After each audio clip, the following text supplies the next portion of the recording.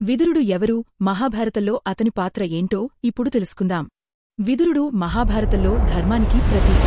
అతని ఉపదేశాలు నేటికీ విదుర నీతి పేరుతో లోకానికి మార్గదర్శకంగా నిలుస్తున్నాయి. విదురుడు మహర్షి వేదవ్యాసుడికి అంబిక రాణిదాసి పరిశ్రామికి జన్మించారు. ఇతను యమధర్మరాజు అంశతో జన్మించినట్లు మహాభారతం చెబుతుంది. మాండవ్య మహర్షి శాపం కారణంగా యముడు మనుష్యరూపంలో జన్మించవలసి వచ్చింది. ధృతరాష్ట్రుడు పాండురాజులకు సవతి సోదరుడు.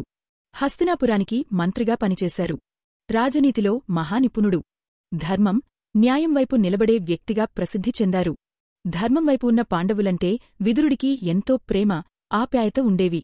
విదురుడు ధృతరాష్ట్రుడికి అత్యంత విశ్వాసపాత్రుడైన మంత్రిగా పనిచేశాడు. రాజనీతిని, ధర్మాన్ని ఎల్లప్పుడూ బోధించేవాడు.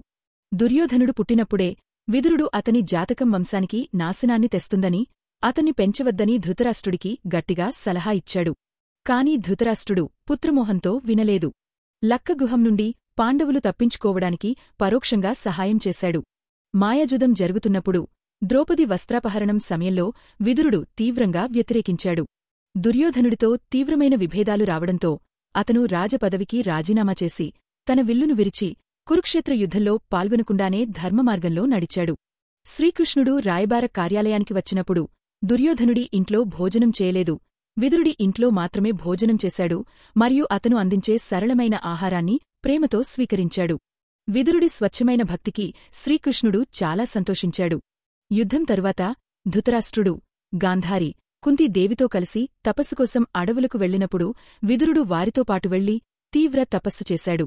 విదురుడు తన యమధర్మరాజు అంశను ధర్మరాజు శరీరంలోకి విలీనం చేసి శరీరాన్ని విడిచిపెట్టి మోక్షం పొందుతాడు.